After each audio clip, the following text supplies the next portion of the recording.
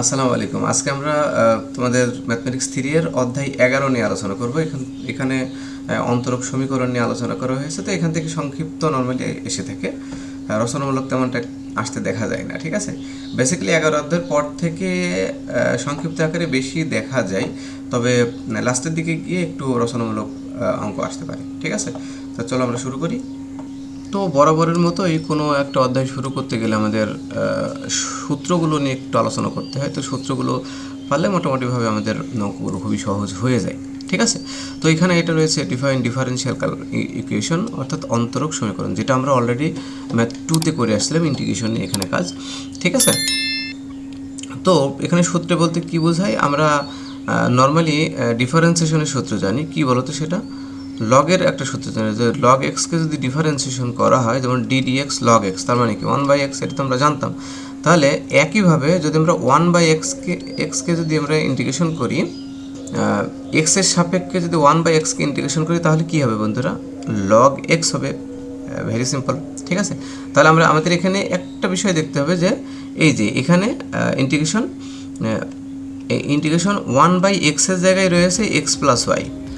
ঠিক আছে, আর একইভাবে ডি এক্সের জায়গায় থাকবে হচ্ছে ডি এক্স প্লাস ওয়াই। তাহলে এটাকে যদি আমরা ইন্টিগ্রেশন করি, তাহলে হবে লগ এক্সের জায়গায় হবে এক্স প্লাস ওয়াই। জাস্ট এতটুকুই শুধুমাত্র। ঠিক আছে, তো 1/x মানে লগ এক্স, এই বেসিক সূত্রটা মনে রাখলেই হবে, এটাই হয়ে গেল। তাহলে এটা হচ্ছে কি integration d x plus Y by x plus y হলে লগ এক্স প্লাস ওয়াই। ঠিক আছে, এটা হবে। তারপরে আমরা আবার ডিফারেন্সিয়েশনের সূত্র জানতাম, ট্যান ইনভার্স এক্সের ডিফারেন্সিয়েশনের সূত্র জানতাম, সেটা কি 1/1 প্লাস এক্স স্কোয়ার। নিশ্চয়ই মনে আছে তোমাদের। তো যেহেতু ইন্টিগ্রেশন কিন্তু ডিফারেন্সিয়েশনের বিপরীত, তাহলে 1/1 প্লাস এক্স স্কোয়ারকে যদি আমরা ইন্টিগ্রেশন করি, তাহলে সেটা হবে ট্যান ইনভার্স এক্স। দেখো এইটাই এখানে দেওয়া আছে, DX by 1/1 plus x square মানে ট্যান ইনভার্স এক্স। ঠিক আছে, আবার এখানে আরেকটা সূত্র রয়েছে, integration of 1/a² plus Z square বা এক্স স্কোয়ার, যেটাই বলো ডিজেড, এটা হবে 1/a tan inverse Z by A. ঠিক আছে, তাহলে এই জেডের জায়গায় যদি এক্স থাকতো, তাহলে 1/a tan inverse x by a. Basically আমাদের এই সূত্রটাই বেসিক্যালি অঙ্কে কাজে লাগবে, এই জন্য সরাসরি আমরা এই সূত্রে দিয়ে দিয়েছি। আর একটা প্রশ্ন আছে যেটা তোমরা অলরেডি জানো, সেটা হচ্ছে সাইন ইনভার্স এক্সকে কিন্তু ডিফারেন্সিয়েশন করলে কী হতো, মনে আছে তোমাদের? আশা করি মনে আছে যে 1/√1 মাইনাস এক্স স্কোয়ার। তাহলে এই 1/√1 মাইনাস এক্স স্কোয়ার, এটাকে যদি আমরা ইন্টিগ্রেশন করি, তাহলে কী হবে, sine inverse x. That's mean এই ডিএক্সটা আমরা উপরে দিয়ে দিলে dx/√1 মাইনাস এক্স স্কোয়ারকে ইন্টিগ্রেশন করলে কী হবে, সাইন ইনভার্স এক্স। তো এইগুলো বেসিক্যালি আগের থেকে তোমরা জানো, জাস্ট আমি একটু তোমাদেরকে রিমাইন্ড করে দিলাম। ঠিক আছে, তো চলো আমরা অঙ্ক চলে যাই। এখানে একটা সংক্ষিপ্ত প্রশ্ন দেওয়া আছে যে সমাধান করো x plus y into dx minus dy সমান সমান ডিএক্স প্লাস ডিওয়াই। তো দেখি অঙ্কটা খুবই সহজ এবং ছোট, যে x plus y into dx minus dy সমান সমান ডিএক্স প্লাস ডিওয়াইটিকে সমাধান করতে হবে। তো আমরা যদি এই যে ডিএক্স মাইনাস ডিওয়াইটাকে রেখে দিই, তাহলে এটা কি গুণ আছে, ওই পাশে গেলে কী হবে বলো তো, ভাগ হয়ে যাবে। তাহলে dx plus dy divided by x plus y. তাহলে এখান থেকে ডিএক্স ডিওয়াই থেকে আমি যদি ডি কমন নিয়ে নিই, তাহলে কিন্তু DX plus Y divided by কী হবে বলো তো, এক্স প্লাস ওয়াই। খুবই সহজ। এবার এইটাকে যদি আমরা সমাকলন করি, তাহলে আমাদের অঙ্ক হয়ে যাচ্ছে। তো তার আগে আমরা একটু দেখে নিই, আমরা যদি কনস্ট্যান্টকে ডিফারেন্সিয়েশন করি, অর্থাৎ ডিডিএক্স 1, এটা একটা কনস্ট্যান্ট, 1 2 3 যাই হোক, এটা একটা কনস্ট্যান্ট, এটাকে যদি ডিফারেন্সিয়েশন করি, তাহলে কী হবে বলো তো, তাহলে 0 হয়। আবার আরেকটা সূত্র রয়েছে, আমরা যদি এক্সকে যদি এক্সের সাপেক্ষে ডিফারেন্সিয়েশন করি, তাহলে কী হয় বলো তো, তাহলে কিন্তু 1 হয়। ঠিক আছে, আবার আমি যদি বলি না, আমি ওয়াইকে ওয়াইয়ের সাপেক্ষে ডিফারেন্সিয়েশন করবো, তাহলে কিন্তু 1 হবে। দ্যাটস মিন আমি যাকে যার সাপেক্ষে করবো, আমি যদি ওয়াইকে ওয়াইয়ের সাপেক্ষে ডিফারেন্সিয়েশন করি, তাহলে 1 হবে, এক্সকে এক্সের সাপেক্ষে করে তাহলে 1 হবে। তাহলে একইভাবে আমরা জানি ইন্টিগ্রেশন হচ্ছে ডিফারেন্সিয়েশনের উল্টা। তাহলে আমি যদি 1কে বা কনস্ট্যান্টকে যদি ইন্টিগ্রেশন করি, তাহলে কিন্তু যার সাপেক্ষে করবো সে হবে। অর্থাৎ 1কে ইন্টিগ্রেশন করলে এখানে দেখবো কার সাপেক্ষে আমরা করছি, তাহলে এক্সের সাপেক্ষে করছি, তাহলে এক্স হবে। আবার একইভাবে 1কে যদি ইন্টিগ্রেশন করি ওয়াইয়ের সাপেক্ষে, তাহলে কিন্তু শুধু ওয়াই হবে। এখানে দেখো সেই বেসিক সূত্রটা নেওয়া হয়েছে। আমরা যদি এটিকে ইন্টিগ্রেশন করি, তাহলে integration of dx minus dy সমান সমান integration of dx plus y divide by x plus y. তো এই যে আমি এইটাকে একবার ইন্টিগ্রেশন করব, একবার এইটাকে ইন্টিগ্রেশন করব। একইভাবে দেখো integration of D integration of dx, তার মানে এখানে কিন্তু মনে মনে কী রয়েছে বন্ধুরা, 1 রয়েছে, কিন্তু এখানে মনে মনে 1 রয়েছে, তাহলে 1কে ইন্টিগ্রেশন করলে এই যে x হবে। আবার এখানে 1কে ইন্টিগ্রেশন করলে y এর সাপেক্ষে শুধু y হবে, শুধু y হয় সমান সমান এই যে এটা আমি আগেই দেখালাম, এই সূত্রটা হচ্ছে log x প্লাস y, আর এখানে প্লাস c দেওয়া হয়েছে, আর এটা তোমরা জানো কনস্ট্যান্ট, অর্থাৎ এটার c এর মানটা প্লাস হতে পারে মাইনাস হতে পারে, কারণ ইন্টিগ্রেশনের মান ভ্যালুটা পুরোটা এক্স্যাক্টলি না হলে c এর মান দ্বারা সেটাকে পূরণ করা হয়। খুবই সহজ হয়ে গেল। ওকে, তো চলো আমরা অন্য আরেকটা অঙ্কে চলে যাই। তো এখানে দেওয়া আছে সমাধান করো 1 প্লাস ওয়াই স্কোয়ার সমান ওয়াই স্কোয়ার ডিএক্স সমান সমান 1 প্লাস এক্স স্কোয়ার ডিওয়াই সমান সমান। এই ক্ষেত্রে দেখো এই যে এক্স টার্ম, এক্স রিলেটেড যে টার্ম তার সাথে তো ওয়াই ডিওয়াই রয়েছে, আবার এখানে ওয়াই রিলেটেড টার্ম তার সাথে রয়েছে কি ডিএক্স, তাহলে এটা কিন্তু উল্টা দেওয়া আছে, তাহলে আমাদেরকে কিন্তু সোজা করতে হবে, অর্থাৎ ওয়াই এক্সের সাথে এক্সের টার্মের সাথে যাবে ডিএক্স, আবার ওয়াইয়ের যে টার্ম তার সাথে কিন্তু ডিওয়াই যাবে। আমরা এখানে কি করব, যে এই যে 1 plus y square into 1 plus x square দিয়ে উভয় পক্ষকে আমরা ভাগ করে দেবো, তাহলে এই ওয়াইয়ের সাথে ওয়াই টার্মটা চলে আসবে, এক্সের সাথে এক্স টার্মটা চলে আসবে। একটু দেখো যে দেওয়া আছে, জাস্ট এই মানটা দেওয়া আছে, আমরা এখানে লিখে নিলাম। তো উভয় পক্ষকে দেখো 1 plus x square y square into 1 plus x square, অর্থাৎ এই দুইটা রাশি একত্রে গুণ করে ভাগ করে দিতে হবে। ঠিক আছে, দেখো ভাগ করে দিলে কি হয়, আমি জাস্ট দিয়ে রেখেছি, জাস্ট এই টার্মটা উপরে বসলো, তার সাথে কিন্তু এই যে এইটা বসলো, আবার প্লাস এই টার্মটা উপরে বসলো, আর নিচে এটা বসলে এখন কি হবে দেখো তো, এই যে এই টার্মটা কাটাকাটি গেলে কি হবে, dx by 1 plus x square, আবার এই টার্মটা যদি কাটাকাটি যায় তাহলে dy by 1 plus y square. দেখো dx এর সাথে x টার্ম চলে আসছে, আবার dy এর সাথে y টার্ম চলে আসছে, খুবই সহজ। তাহলে এখন যদি আমরা এটাকে সমাকলন করি আমাদের অ্যান্সার শেষ। তাহলে সমাকলন করি, জাস্ট সমাকলনের চিহ্নটা দিয়ে দিলাম দুই পাশে। তো সমাকলনের চিহ্ন দেওয়ার পর আমি দেখতে পাচ্ছি, আমরা যদি একটা কনস্ট্যান্টকে যদি ডিফারেন্সিয়েশন করি তাহলে কি হয়, মনে করো ডি ডিএক্স, একটা কনস্ট্যান্ট সি, মানে যে কোনো একটা কিছু, এটাকে ডিফারেন্সিয়েশন করলে কি হয়, 0 হয়।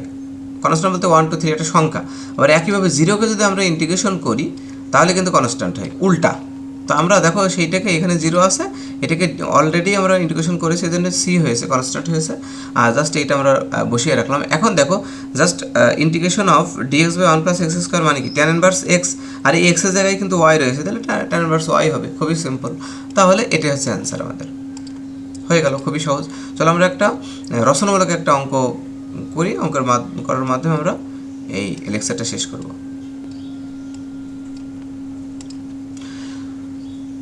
তো চলো আমরা এই অঙ্কের রচনামূলকটা শেষ করি।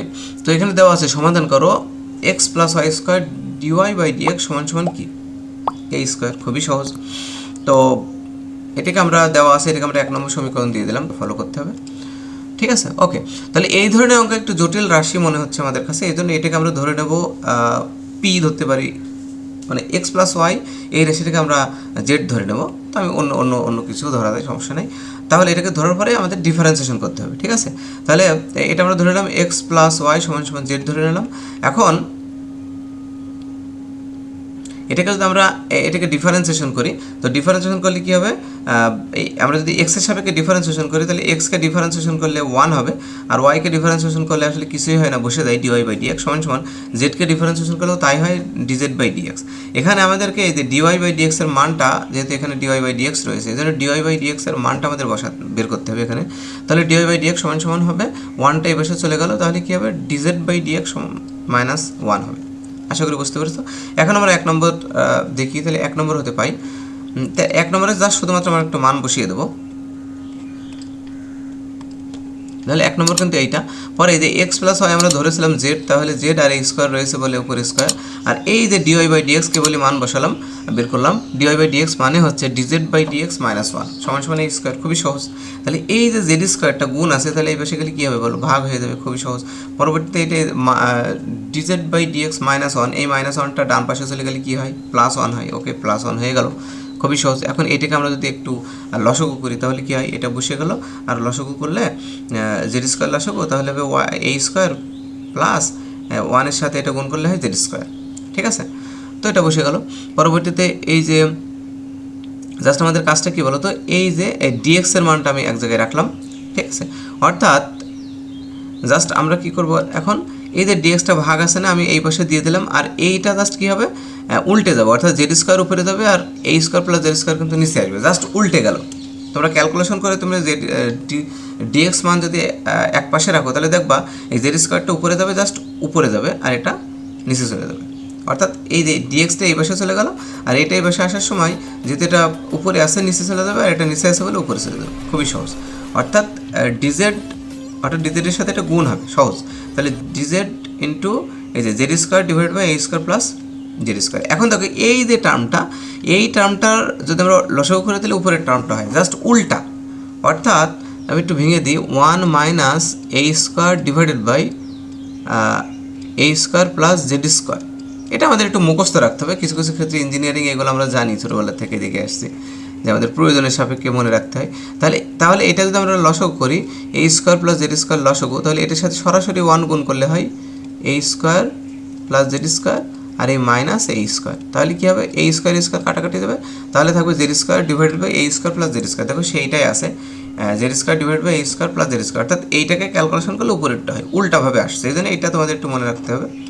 তাহলে এটা হয়ে গেলে, এখন এটাকে যদি আমরা সমাকলন করি বা ইন্টিগ্রেশন করি, অঙ্ক শেষ। তাহলে তোমরা বুঝতেই পারছো, আমরা এই যে ওয়ানকে যদি জেডের সাপেক্ষে ইন্টিগ্রেশন করি তাহলে জেড হবে, আর এই এ স্কোয়ারটা পাশে রাখলাম, তাহলে হবে 1 by A square plus Z square. এটাকে যদি আমরা ইন্টিগ্রেশন করি তাহলে 1 by A tan inverse Z by A.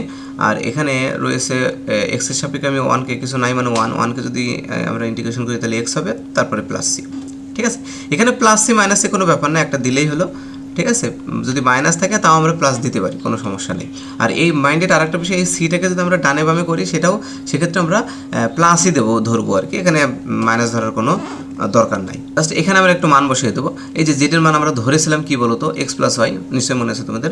আর এখান থেকে এই যে একটা এ কাটাকাটি গেলে শুধু একটা এ হয়, তাহলে এ ট্যান ইনভার্স এই যে জেডের একটা মান ছিল x plus Y by a plus x plus c হয়ে গেল। তাহলে এখান থেকে আমাদের ওয়াই সমান সমান কী হবে, সবগুলো ওই পাশে চলে যাবে।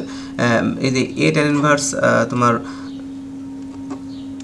এই A tan inverse X plus Y by A, এটা যে মাইনাস আছে ওই পাশে গেলে কি প্লাস হয়ে গেল, ঠিক আছে। আর এখান থেকে এক্স এক্স আমরা কাটাকাটি করে দিলাম, ক্যান্সেল আউট হয়ে গেল, আর সেখানে সি থাকবে। এটাই হচ্ছে আমাদের অ্যান্সার। আশা করি তোমরা বুঝতে পেরেছো। তো আজকে আমাদের এই লেকচারটা এই পর্যন্তই থাকবে, তোমরা বাসার কাজগুলো ভালোভাবে করবা, আশা করি পারবা। তো আমরা পরবর্তী লেকচারে আর একটা রচনামূলক নিয়ে আলোচনা করবো, দেন তারপরে এই অধ্যায়টি শেষ করে পরবর্তী লেকচারে আমরা চলে যাবো। তো ভালো থাকো, সুস্থ থাকো, আবার দেখতে থাকো আমাদের এই চ্যানেল। আসসালামু আলাইকুম ওয়া রাহমাতুল্লাহি ওয়া বারাকাতুহু।